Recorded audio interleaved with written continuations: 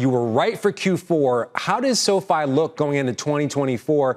They moved into the mortgage business. Also, they have a big student loan business.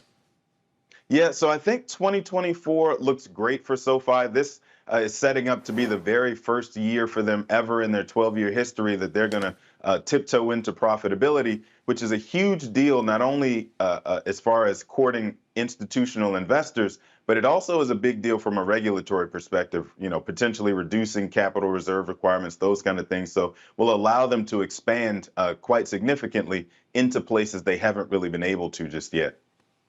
So here's the other question. We asked you for another pick. You said, I'm sticking with SoFi.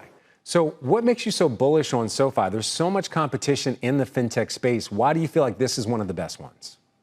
Yeah, so the big thing about SoFi to me, especially in 2024, is that one of the pieces you mentioned, mortgages, student loans, they offer deposit products, personal loans, things like that.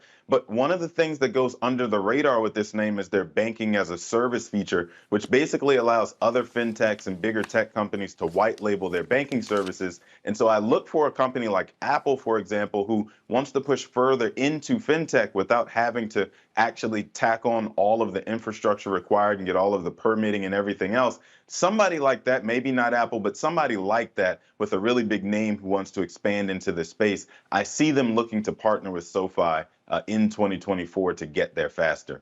All right, so possibly you're seeing a bigger player partnering with SoFi. I'm sure you remember on this show, we used to have an insider buying segment. We don't do it quite as much anymore, but you're actually looking at some insider buys by SoFi CEO Anthony Noto. Why is that important for investors?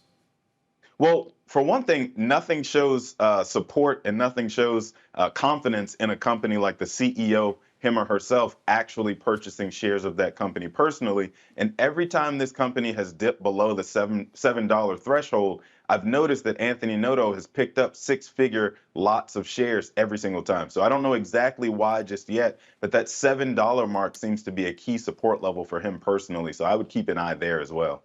So sounds like all around, you don't see any downsides for this stock. Would you advise people to buy more shares right now or just hold what they have? It doesn't sound like you see any headwinds coming up for SoFi. Well, it is interesting to me that fintechs are moving up and to the right in the last month. I think SoFi alone is up something like 40% in the last 4 trading weeks. That's a little bit scary to me in the sense that this has been a really tough year for fintech altogether. So I think maybe we wait a little bit, let it cool off. Let the space itself cool off. The name has crossed into the $10 threshold, and I think that's a very important place for them as well because now it brings it onto the radar of some institutional investors. I think maybe we can wait a little bit, let the stock cool off, but I definitely am planning to buy more shares.